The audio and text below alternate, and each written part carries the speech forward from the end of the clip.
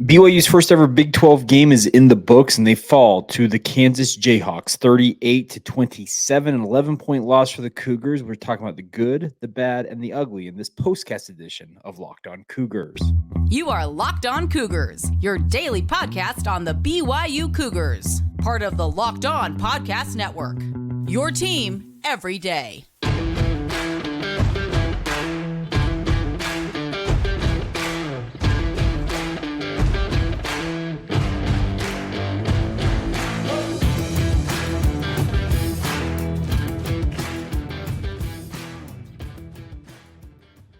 What's up, everybody? I'm Jake Hatch, your host here on Locked On Cougars, your resident BYU insider. Thank you for making Locked On Cougars your first listen of the day. Hope you all are doing well out there, wherever you might be, whether it's late Saturday night when I'm posting this, early Sunday morning, or really any other time. Thank you for checking out the show. We are your original daily podcast focused on all things BYU sports, and this is a postcast edition as BYU opens up Big 12 play with a 38-27 loss to the Kansas Jayhawks. Had a great time in Lawrence, Kansas. I'll say that right off the top. Really enjoyed the town.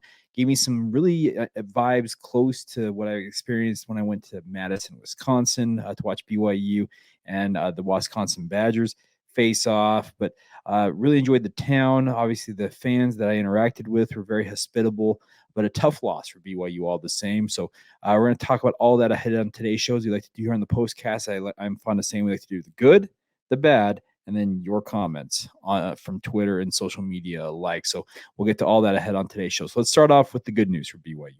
Their passing attack is very good. Kedon Slovis had to pass it 51 times in today's game, goes over 350 yards.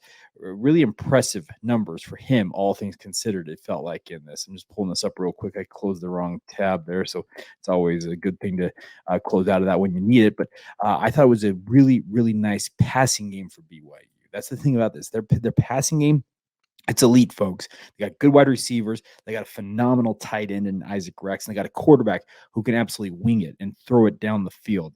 Yeah, 30 of 51, 357 yards, 2 touchdowns, the 2 interceptions. One of them a pick six, the other one kind of an arm punt. Both of them not necessarily ideal, but one is worse than the other. And we'll talk about the interceptions here in a moment for BYU, but really impressed with the passing game. That's actually going to keep BYU in a lot of these games and give them an opportunity to win games, even as one-sided as it is, because we'll talk about this in a minute. 22 attempts rushing for just 9 total yards. Now, sack yardage and the like is taken out of rushing yardage in the college game. It's taken out of passing yardage in the NFL. So Kedon Slovis losing 24 yards, obviously going to be taking a bite out of that. So BYU averaging 0.4 yards per rush. But the bigger point is Darius Lassiter, his homecoming, a guy who played high school football right here in Lawrence, Kansas.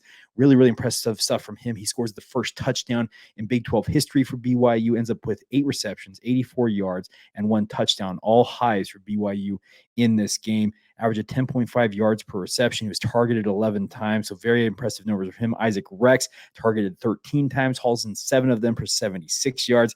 I said it's really nice to have an elite tight end, and Isaac Rex is exactly that. He's a very good tight end. Chase Roberts had the big pass today, the long pass, I should say. It was a 50-yard bomb from Kedon Slovis. He ends up hauling in 5 receptions for 89 yards. So a lot of good distribution when it comes to the passing game for BYU in this one. I'm very impressed with how they did that. That's going to give them an opportunity in games. If that passing attack continues to do what it's doing, it's going to be awesome to see that. Now on defense, BYU ends up with 4 tackles for loss, just the 1 sack. So they're up to 5 sacks, if I'm not mistaken, through 4 games this season. So not necessarily the greatest number.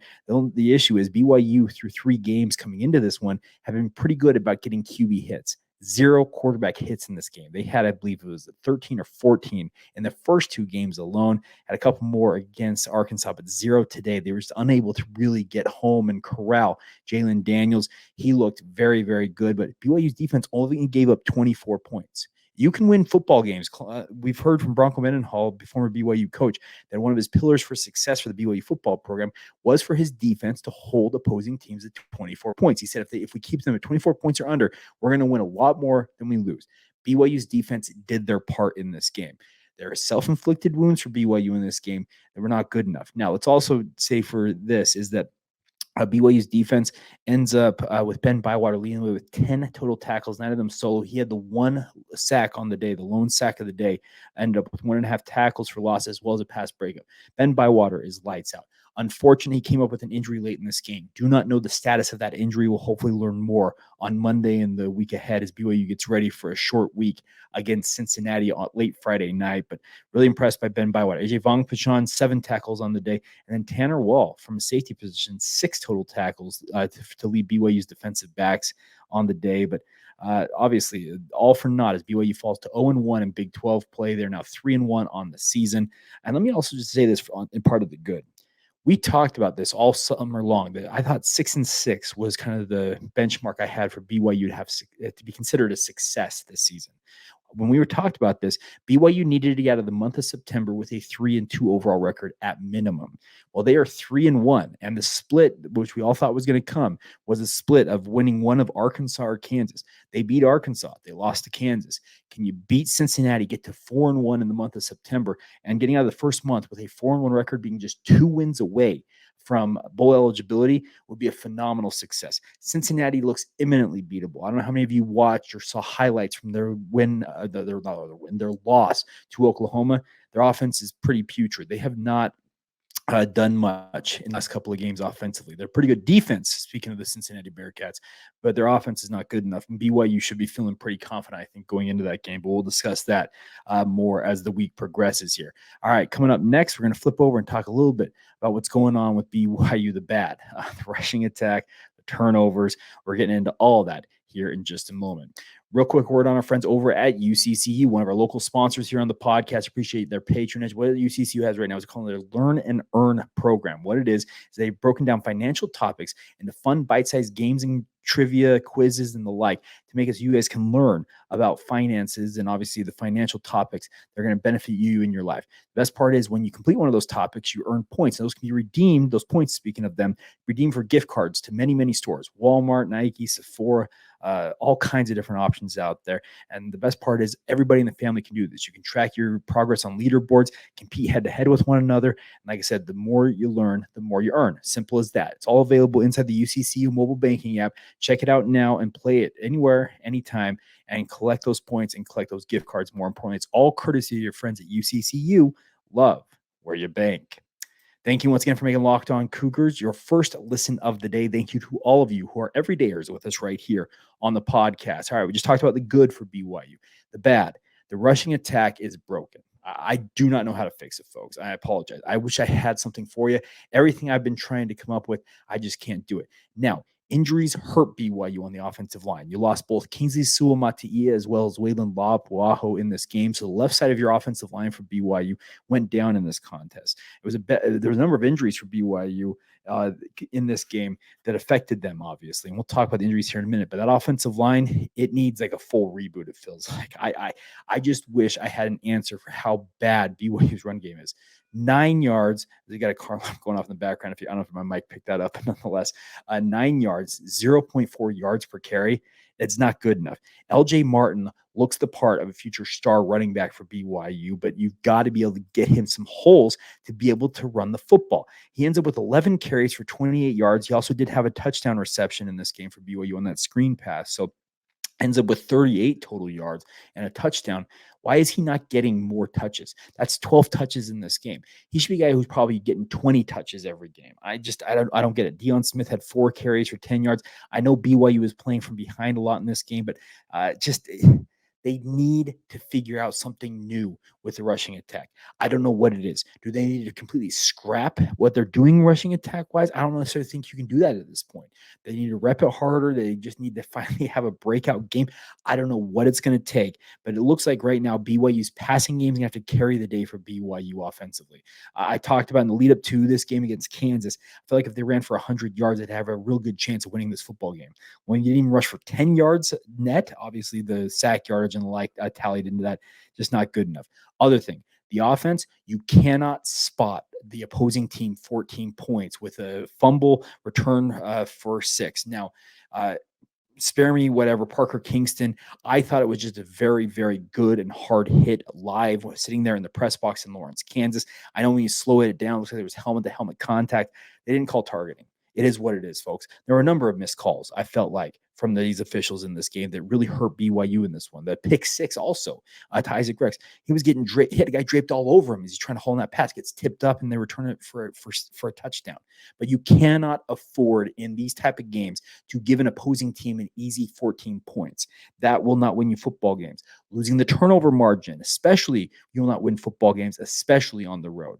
You were -3 in the turnover margin, the 2 interceptions, and obviously the fumble, the scoop and score early on in this game. It's not good enough. You got to clean that stuff up. If you want to win football games in the Big 12, you want to football games, period. You have to win the turnover margin, and you cannot, like I said, spot opposing teams' touchdowns. Kansas, 3 turnovers, 21 points. They cashed in every single one of them with the maximum amount of points that they could obviously get off of those turnovers. And look at the margin. BYU loses by 11. They spotted them 14 points in terms of just touchdowns right immediately. And then also that other interception was cashed in for 7 points of its own. So it just not good enough for BYU. Like I said, the rushing attack needs to completely be revisited. I don't know what it's going to take. Maybe they need to go to maybe just more of a man blocking assignment. I like to run that zone read type, not the zone read, but the wide zone running concept where it's more of like kind of a space thing. They may need to just try something new on the offensive line. Then they shake up the positions there. I think that they may want to move Connor Pay back to center, maybe fit Ian Fitzgerald. If Waylon Lapuaho is cleared next week, put them at the guards. Try something new. At this point, what do you have to lose on that offensive line? You got to try something different. Now, injuries mounting big time for BYU in this game. You had Ben Bywater go out. I already mentioned Kingsley Suamataia as well as Waylon Lapuaho. Cody Epps was a game-time decision, ultimately did not go. I believe he's still dealing with that hamstring injury we talked about throughout training camp and caused him to miss the first 2 games of the year. He played very, very sparingly against Arkansas, and the hope is that he'll be able to full go at some point. Just the injuries are just mounting for BYU here. You already had Crew Wakely was cleared to play, but I never saw him suit up. You also already have Talon Alfrey and Micah Harper out. BYU's depth is going to be tested here, and today was not a good day on the injury front for BYU. I talked about also in the lead up to this game how BYU was relatively healthy, all things considered, it coming into this. Not anymore. Injuries are there, and on a short week, it's going to be hard pressed for a number of those guys, it feels like, to get back and be able to be cleared in time for the Cincinnati game. But fingers crossed, some of them will be able to get back. Parker Kingston, by the way, when he got blown up on that play, he never returned to the game. I assume it was a head injury, and they probably kept him out for precautionary reasons. Maybe he's got concussion-like symptoms. Obviously, he was one of the big stars against Arkansas, and losing him early on in this game didn't help BYU's chances all that much. So really, really tough day across the board for BYU when it comes to the things that kind of just hurt them in this game. But you got to bounce back. Cincinnati, like I said, looks like a beatable team, and that should get you to 4-1 coming out of the month of September. That would be a massive success, in my opinion. Now, every game has a kind of its own feel to it, etc. But it'll be interesting to see how the Cougars handle this short week, obviously leading up to Cincinnati on Friday night. All right, we will finish up this postcast edition of the show with your guys' comments coming up next. Before we do that, though, let's talk about our friends over at Perry Homes. Whether you're looking for your first home, ready to upgrade to your dream home, Perry Homes has a house for you. No matter what you're looking for, whether you want to live along the Wasatch Front or if you want to live down in southern Utah, they have got many communities in both spots and be happy to take care of you guys. They got over 50 unique home designs to make sure that you guys fit what you're looking for, whether it's a small starter or you're looking to big some extravagant the house you're going to retire in. They've got it all for you guys. The best part is they got quick move-in homes also available now if you're ready to make the move right away, and they're offering generous financing incentives through their preferred lender as well. So visit perryhomesutah.com to find out what's new in Utah's finest neighborhoods. That's perryhomesutah.com to learn more now. Utahns have been coming home to Perry Homes for over 50 years. Of course, a great sponsor right here on the Locked On Cougars podcast. All right. Thank you once again for making Locked On Cougars a part of your routine, everybody. Hope you all are doing well out there. All right. Let's share my screen here. Give me a second to pull this up here if I can get it to work. Let's see. Share screen. I'm a professional. I can figure this out, right? All right, share. Let's throw this up and you guys can. There we go. All right, got it. I'm gonna go make it go full screen, and we'll scroll through some of these comments. You guys responded in mass, by the way, to this. I said, all right, it's time for your takeaways from BYU's 38-27 loss to Kansas. Send them in for Jacob C. Hatch's postcast later tonight. And here we go. Cougar Nation, it's Steve Cook 360. Hats off to Kansas for a well-coached game. Daniels is for real. That's correct. Jalon Daniels is lights out, folks. Way to go, Cougs, for hanging in there, not giving up. Looking forward to welcoming Cincinnati to Provo. Should be a fun one. Jason W. Kelly, when was the last time we had a competent run game without Tyler Algier? Well, you have Jamal Williams before him, and Chris Brooks last year got pretty good as the season went along there. The hope is that BYU will figure out the running attack at some point. Scrolling along here, Go Cougs at DFW_Cougar. Kansas set the tone with that very first hit, scoop and score. They were the more physical team, and the more physical team usually wins. Turnovers and the inability to run the ball really hurt. Slovis is really good considering zero run game. The biggest takeaway, the run game has 2 thumbs down. I've got some very, very good points there. Jimmy Dove says this. Cougar Jimmy says, wildly undisciplined. 6 of 14 on third down. I don't think that's a bad thing, folks. Nearly 50% on third down conversions actually have you among the nation's elite. So third down is not the problem here for BYU. Paltry rushing attack, yeah, that's not good enough. 9 rushing yards. Silly, stupid, easily avoidable mistakes. Drop passes, bad routes. However, the BYU defense holds KU's offense to 24 points, which without the screw-ups is good enough. BYU beat the hell out of BYU today. They did. They shot themselves in the foot. There's absolutely no doubt about that. All right, scrolling along here. Let's see. Apache, Sapporo Mochan says, we didn't see the potential of the team in the first half. Injuries exposed a still big lack of depth. I'm not sure necessarily that the lack of depth has been glaring quite yet. We'll see. The defense did have its struggles in the second half. They got wildly outmaneuvered in the second half. We'll see. Right tackle, rolling eyes emoji. Coaching issues with poor organization, wasted timeouts, and Rex covered for the 4th down. Okay, those are not good enough. You're right. They did obviously decline the illegal touching for Rex because of the chop block, as they called it, illegal block below the waist. And I have to go back and watch. I'll watch that in my film review and see if I can figure out what's going on. But Kalani Sitake said at post game, I was sitting there right there as he said, we check with the referees on the sideline every single play. And for the referee, if that's the case, you've got to just be very, very clear with them at this point and say, I am off the line. You got to clear that as a wide receiver to make sure they're off the line. All right, rolling on here. Casey Finlinson. I truly feel that every offensive line job is up for the grabs this week. I'm not sure how this line can be so bad at run blocking. Jake, is it scheme? It can't be talent, right?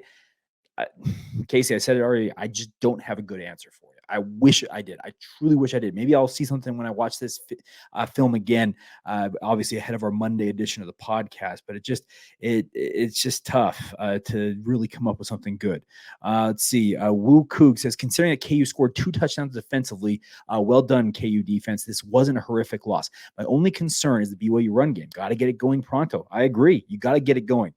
Brian there showing this, the blatantly missed targeting call with the scoop and score, and then this play with the pick 6. Obviously, yeah, you can see the guy completely arms wrapped around Isaac Rex. No wonder it got tipped up in the air.